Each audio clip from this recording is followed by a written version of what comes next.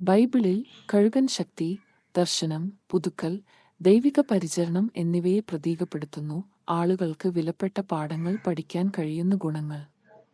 ഏറ്റവും അറിയപ്പെടുന്ന പരാമർശങ്ങളിലൊന്നാണ് യെശയ്യാവ് 40:31. അവിടെ കർത്താവിൽ ആശ്രയിക്കുന്നവർ കഴുകന്മാരെപ്പോലെ ചിറകുകൾ അടിച്ചു കയറുന്നു എന്ന് പറയുന്നു. ജീവിതത്തിലെ വെല്ലുവിളികളിൽ ശക്തിക്കും സഹിഷ്ണുതയ്ക്കും വേണ്ടി ദൈവത്തിൽ ആശ്രയിക്കാൻ ഇത് നമ്മെ പഠിപ്പിക്കുന്നു. കഴുകന്മാർ അവയുടെ മൂർച്ചയുള്ള കാഴ്ചയ്ക്ക് പേരുകേട്ടവരാണ്.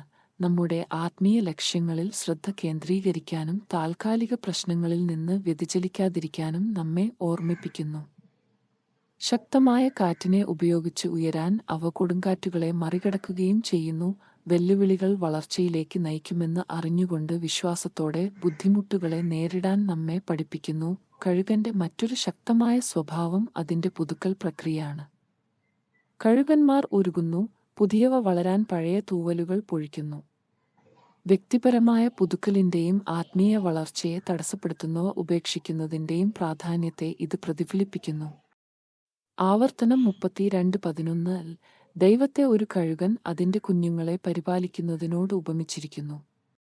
അവൻ എങ്ങനെ വളർത്തുന്നു, സംരക്ഷിക്കുന്നു, വിശ്വാസത്തിൽ പക്വത പ്രാപിക്കാൻ നമ്മെ പഠിപ്പിക്കുന്നു എന്ന് ഇത് ചിത്രീകരിക്കുന്നു. ഈ വിധങ്ങളിലെല്ലാം ദൈവവുമായുള്ള അവരുടെ നടത്തത്തിൽ വിശ്വാസികൾക്ക് പ്രയോഗിക്കാൻ കഴിയുന്ന ശക്തി, ദർശനം, നവീകരണം എന്നിവയുടെ ഒരു ബൈബിൾ മാതൃക കഴുകൻ വാഗ്ദാനം ചെയ്യുന്നു.